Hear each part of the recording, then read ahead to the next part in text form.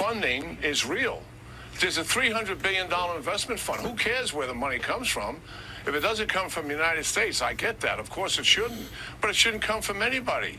I mean, when we recovered Germany and Japan, the Nazis weren't in charge. The Japanese imperialists weren't in charge. Here, the Iranians are in charge. The killers and thugs are still in charge. We don't give them that money because what are they going to do with it? They're going to recover everything we've taken away from them. Who cares whether it's coming from the Arabs, from the Qataris, or whatever? They don't get it.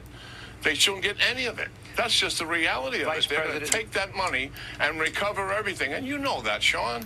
You know that you can't trust these people. I don't trust the Iranians. I'm a trust but verify guy.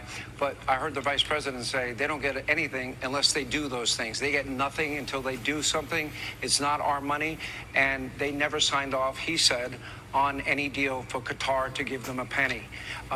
Now, he said they would open the door if Arab countries want to invest down the road, but that's if they start fulfilling the promises that they're talking about having committed to. Listen, you know what, General, I think that... That's on Fox News, on Sean Hannity. Now, he says, Sean Hannity goes, well, I heard J.D. Vance say that they wouldn't have it unless they met certain obligations. And he did. Here's what J.D. Vance said. Let's talk through some of this. The Iranians are saying that they're going to have access to a $300 billion reconstruction fund. True or false?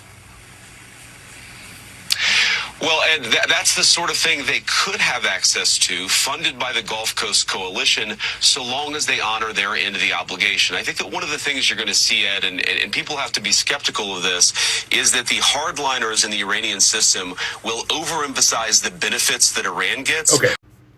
He goes on to play this bullshit wordsmith game about how the Iranians are going to play up what they get and play down what the U.S. gets, and we all need to be skeptical of that. Okay, fine.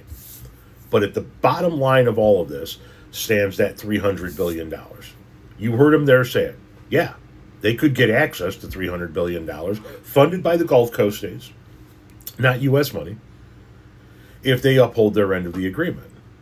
Okay, so if they open up the strait and they don't bomb any more ships going through the strait, they stop shooting, you're going to give them access to $300 billion. But it's still the same regime. That's the point the general was making. It's still the same people.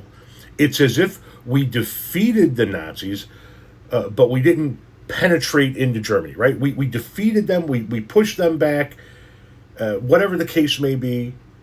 We came to a peace deal with them, but they were still in charge. And then we said, all right, now the European countries are gonna pony up and they're gonna give you access to all of this money to rebuild your country. Go ahead, have that. It's still the same regime.